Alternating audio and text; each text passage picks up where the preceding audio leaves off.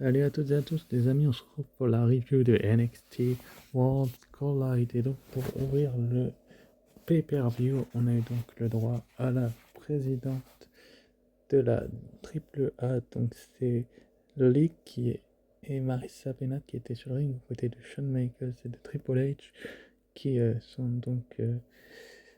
Euh, et on a eu Deira Barrera qui a chanté l'hymne national du Mexique. Et Lilian Garcia a ensuite chanté celle des États-Unis.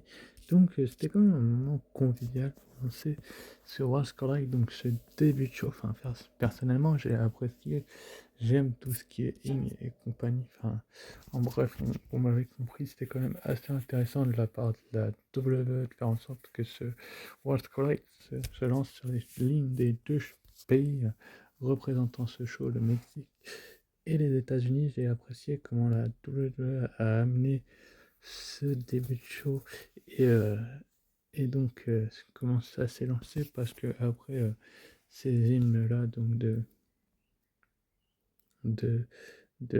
comment ça s'appelle, d'Era Barrera et de Lilian Garcia, on était vraiment dedans dans ce World Collide. Ce n'est pas la première édition, mais quand même, on a eu un début de show et de pay-per-view qui était vraiment assez intéressant et bien amené par la WWE. Enfin bref, j'ai apprécié comment la WWE a emmené ce début de show et comment il s'est lancé en fait. C'est-à-dire qu'on avait vraiment l'envie et l'impression que ça partait sur les chapeaux de roue ce samedi. Et donc ensuite, après, on a l'entrée de Rey Mysterio qui fait son entrée et pour un micro, il parle du fait qu'il a fait partie du premier World's Collide en 1994. Il aimerait de faire partie de la révolution de la lucha libre. Le monde entier va pouvoir voir ce qu'il a aimé quand il était enfant, la lucha libre.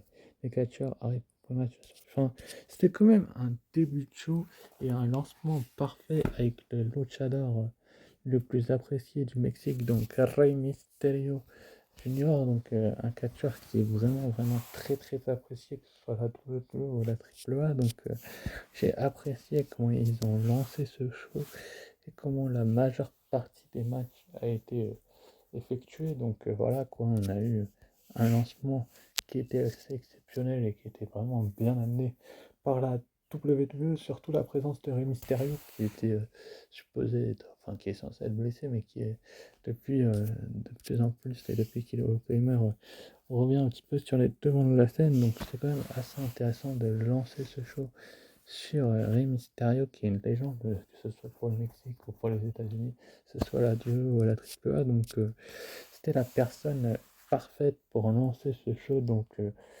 j'ai aimé ce petit discours, ces petites hymnes qui, euh, qui ont lancé ce World Collide de la NXT. Donc bien évidemment qu'on n'a pas eu d'Ava tout de suite et vous allez comprendre qu'elle n'apparaîtra pas dans ce show-là, mais quand même on a eu des sacrées présences et une bonne direction de la WWE qui gère à peu près ce qu'elle fait. Donc j'ai apprécié ce qu'ils ont fait et ça, ce n'est pas étonnant du tout de, de voir ce qu'ils ont fait. Enfin bref, on a une super rencontre, mais c'était quand même un super segment, un super début de show qui va nous mener donc au premier match de la soirée.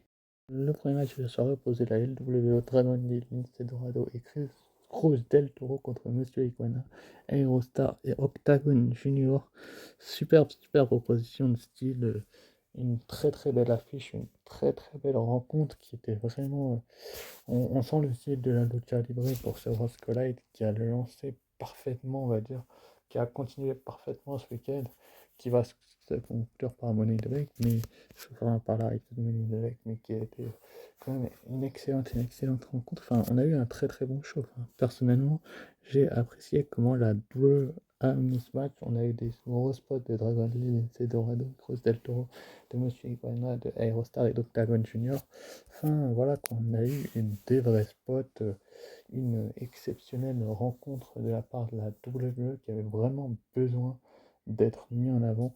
Et que ce soit les catcheurs de la LWE, que ce soit la catcheur de la AAA, on a eu une belle affiche, une belle rencontre que j'ai trouvé très bien et que la WWE a super démontré sur les devants de la scène. Donc c'est une bonne nouvelle. Enfin, il fallait de toute façon que la WWE amène un tel scénario et un tel truc pour lancer ce World Collide. On a eu beaucoup de matchs à 6 d'ailleurs, et c'est dans la tradition du Mexique, donc c'est quand même bien que la WWE fasse des matchs à 6 et les amène à la perfection, mais quand même, on a aussi d'autres stipulations et d'autres rencontres que la WWE pourrait mieux amener. C'est-à-dire que je pense que s'ils avaient mieux construit cette rencontre, bah, il y aurait peut-être eu des meilleurs spots, mais quand même, on a eu des bons spots. On a eu une fin de match exceptionnelle avec Lince Dorado qui est sur la troisième corde, ça va se prendre un kick d'Octagon et il va être rejoint pour que Octagon fasse un Fallaway Slam du haut de la troisième corde. Donc Octagon Junior, bien évidemment, qui a un grand fan apparemment de Rey Mysterio. Ça, je ne le savais pas forcément. Et j'avais pas vu dans les pronostics ce résultat arriver. J'aurais plutôt vu la NWO gagner. Mais comme quoi, c'est la surprise. J'ai découvert un petit peu ces catcheurs de la triple A qui sont de très très bons talents, très très bons dans le ring et qui gèrent parfaitement à merveille tout ce qu'ils pouvaient faire. Donc c'est une bonne nouvelle que la WWE relance ces équipes. Donc la WWE ressort grandit de ce match parce que quand même bah, ils gagnent pas, mais ils font une super belle rencontre. Mais donc c'est Octagon Junior, Aerostar et Monsieur Iguana qui vont gagner. Donc c'est une belle victoire pour eux. Et ils en avaient peut-être un peu plus besoin que la LWO. Ce qui va se passer après le match, je vais revenir juste après, mais c'est quand même une très belle victoire des trois Mexicains.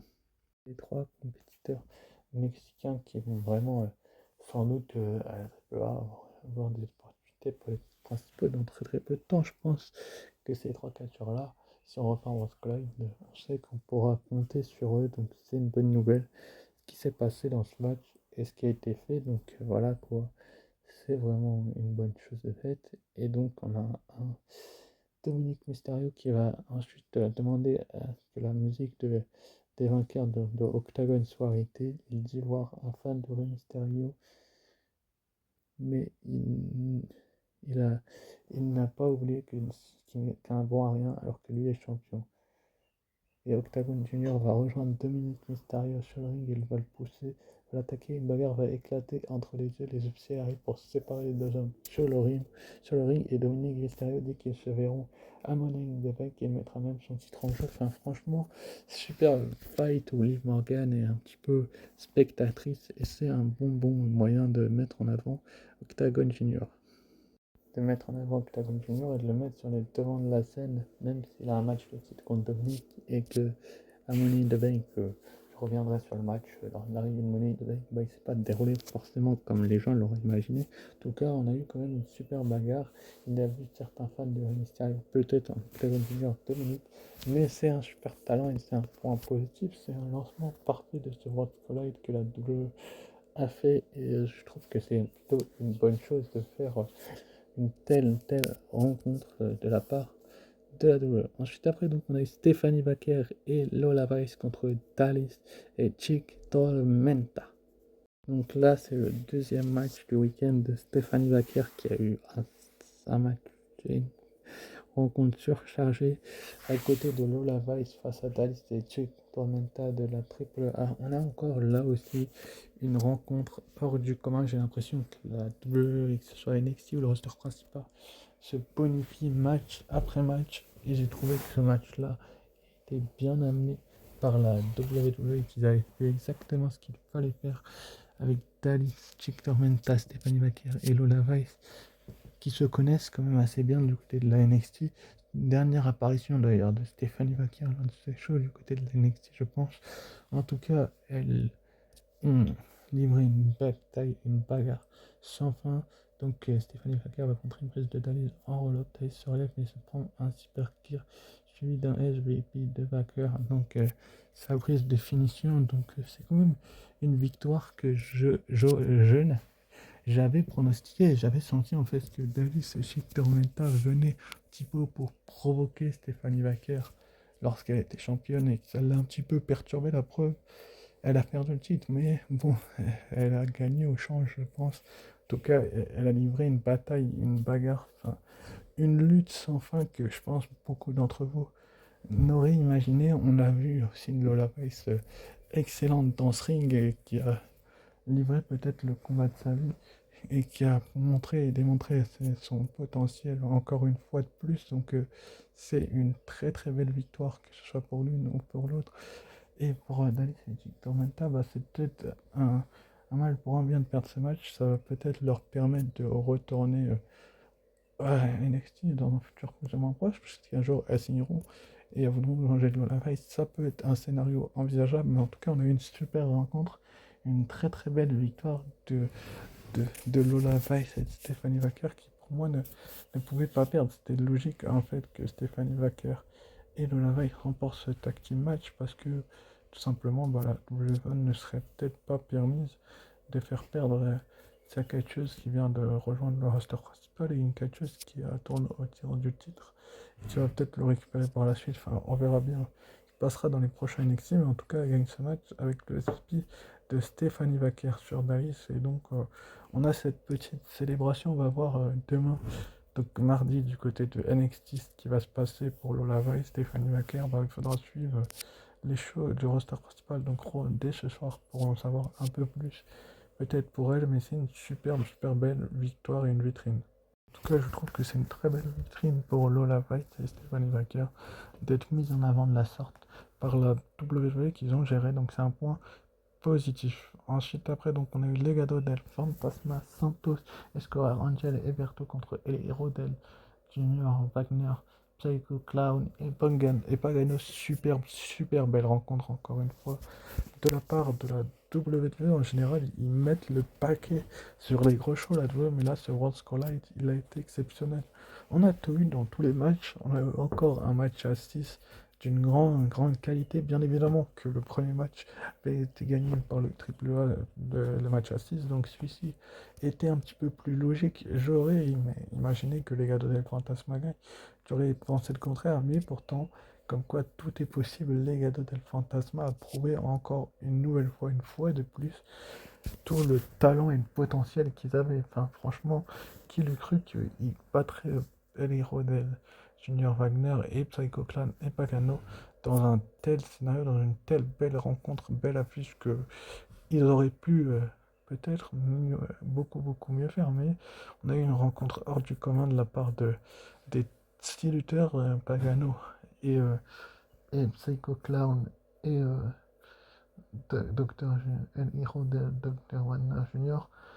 et Santos Escobar, Eberto et Angel ont fait là aussi une rencontre hors du commun qui est vraiment passée à merveille dans ce ring. Enfin, franchement, j'ai adoré ce qu'ils ont fait la WWE et c'est une bonne chose de faire en sorte qu'ils gagnent parce que s'ils avaient perdu, qu'est-ce que tu aurais fait de jeu? Tout simplement, bah, je me demande moi-même ce qu'ils auraient fait. En tout cas, ça a été une très belle rencontre, une très belle affiche de la part de la WWE, une affiche que beaucoup de talents auraient imaginé. En tout cas, c'est une belle nouvelle de la part de la WWE de faire un match à 6 de la sorte. Donc, sans vous mentir, bah, j'ai l'impression que tout simplement, il y avait beaucoup mieux à faire, mais il y avait aussi moins bien à faire. Et c'est là où ils m'ont surpris, c'est que le résultat n'était pas du tout attendu. C'est on s'attendait à une victoire de l'équipe de Psycho Cloud que je connaissais personnellement, et de Pagano et de Eli Roden Wagner Jr. Et on a été surpris par le résultat de ce match. Enfin, franchement, la fin du match avec le roll-up enfin, avec le coup de genou de Scobar sur Dr. Wagner. C'est une belle victoire pour les Legado del Fantasma qu'on avait vraiment besoin pour se relancer. Et donc, c'était peut-être le match le plus attendu du show.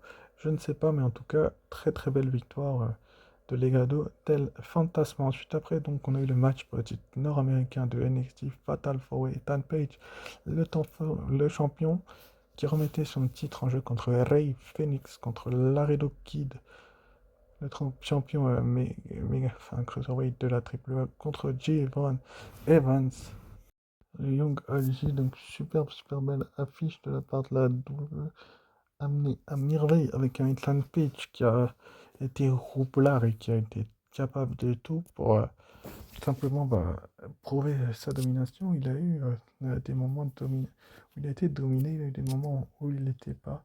Enfin, franchement, il voulait célébrer lorsqu'il a remporté le titre. Il avait Phoenix, Larry Lockett, il avait Javon Evans qui lui ont caché ça.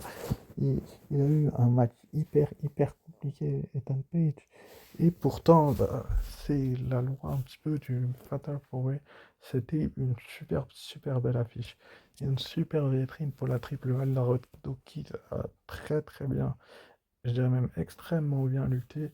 On a Javon Evans qui a été impressionnant comme très souvent. On a eu Harry Phoenix qui a fait des gros spots et qui avait vraiment besoin d'être mis tout de suite sur les devants de la scène. Et on a eu un Ethan Page qui a l'expérience à peut-être gérer les moments difficiles un petit peu mieux que les autres. Donc c'était quand même un match exceptionnel hors du commun que j'ai apprécié personnellement.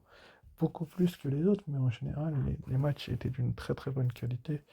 Mais quand même, c'est une vraie opposition qu'on a eue là avec Ethan Page mis en difficulté, Ray Phoenix, Harry Lockett, Javon Evans qui ont eu tout essayé et au final, ça leur a pas forcément souri parce que le cutter du coin de Page sur l'arrêt Lockett, ça a profité à Page qui a envoyé Evans à l'extérieur du ring et fait son petit split sur l'arrêt Lockett. Donc finalement, Ethan Page ressort grandi de ce match.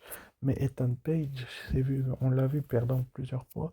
C'est un petit peu la magie des Fatal Forest, c'est que on pensait à certains moments que Rake, Phoenix, Larry Lockett et Javon Evans allaient remporter ce titre, mais je vous le disais, ça faisait pas très longtemps que Ethan Page avait récupéré ce titre d'Amérique du Nord, donc il fallait bien que la WWE le monte un petit peu sur au-dessus de la division. Donc c'est quand même une bonne chose que la WWE l'ait fait là tout de suite et que ce soit vraiment un banger, que ce soit un gros combat. Donc Ethan Page conserve son titre avec un tombé sur Larry Lockett qui protège Ray Phoenix et Javon Evans. C'est quand même une bonne chose, mais quelle suite maintenant pour Ethan Page qui a pour moi livré le combat de sa vie, qui a eu les plus grosses peines du monde à s'en sortir et finalement il parvient quand même à garder son titre. Donc c'est quand même, ceux qui ne savent pas, bon, je connais sur YouTube comme fait voir cette image, mais exceptionnel de voir un Ethan Page finalement toujours champion d'Amérique du Nord après avoir été en aussi grosse difficulté. Point positif. Dans le main event, le AA Mega Championship, El Héros del Vikingo contre Chad Gable. Et là, franchement, le match, je l'ai vu, certains matchs que j'ai pas trop pu suivre, mais ce match-là, je l'ai vu, il a été d'une beauté, d'une qualité extraordinaire. Enfin, franchement, j'ai apprécié comment la WWE a mené ce tel match. Mais franchement, j'ai trouvé ce match-là d'une qualité. Il a mis une roast à presque tous les autres matchs de la carte, tellement il était d'une qualité exceptionnelle, tellement Vikingo et Chad Gable ont livré une prestation que eux seuls ont le secret, même si bien évidemment que Chad Gable il s'est un petit peu fait avoir à la fin avec un Poison Rana de Vikingo du haut de la troisième corde qui va ensuite enchaîner avec un 630 splash, mais quand même il a eu des moments de magie où il a eu le dessus, c'est-à-dire qu'il portait le 24 lock plusieurs fois dans le match. Vikingo, on pensait qu'il allait perdre ce titre tellement Chad Gable était si proche de le faire abandonner, mais au final, il trouvait toujours le moyen de s'en sortir avec des roulades ou des coups. Franchement, on a eu pour notre pesant de cacahuètes dans ce Rolls Collide, parce que franchement, j'ai apprécié ce main event encore plus que le reste de la carte. Surtout que Vikingo et Chad Gable, ils se cherchaient, ils toisaient depuis quelques semaines, mais on se demandait un petit peu ce que le match allait donner parce qu'il y avait quelques bagarres, mais on se pensait, je sais pas trop sur Chad Gable plus que cela, mais c'était quand même exceptionnel de voir un tel affiche une telle opposition de style de la part de, de Vikingo et de Chad Gable. Chad Gable qui a opposé une grosse résistance à Vikingo la majeure partie du match, mais à Vikingo également à Chad Gable, donc c'était quand même assez exceptionnel de la part de la Dieu de faire un tel scénario où ils ont tout simplement prouvé que Chad Gable n'était pas un catcheur lambda, mais qu'il avait vraiment besoin d'être mis sur les devants de la scène et utilisé beaucoup plus souvent, donc c'est quand même une bonne chose de voir ce qui se passe ces derniers temps, ces dernières semaines, donc c'est une vraie chance, un vrai scénario de voir un Elijo del Vikingo rester champion, le maître de la triple A. Parce que je me serais demandé ce qui serait passé si Chad Gable était reparti. Avec le titre, le Poison Rana était exceptionnel, celui du Central Splash, ce qui va offrir la victoire à Vikingo. Il avait vraiment besoin en fait de gagner cette rivalité, de prouver que le champion méga de la AAA c'était bien lui, enfin le champion principal, et que Chad Gable il pouvait faire tout ce qu'il voulait, il ne repartirait pas avec le titre. Ça a été malheureusement, pour ce match-là, bah, la déception, c'est que Chad Gable n'ait pas gagné, mais il a fait quand même une performance XXL. Il faudrait peut-être que les officiels de la WWE pensent à lui faire un peu plus confiance parce que c'est un catcheur hors du commun. Et donc, on a la célébration de Vikingo pour conclure le show. Pour ce qui est de la note du show, je vais mettre un bon, allez, 17 sur 20 parce que ça a été bon dans tous les côtés. Donc, sur ce, bah, n'hésitez pas à liker, commenter et partager la vidéo si ce n'est pas déjà fait. Et surtout, n'oubliez pas d'être fan de Catch Chauve-souris. Sur ça, je vous dis ciao, bye et à très vite pour une nouvelle vidéo. Allez, ciao, bye.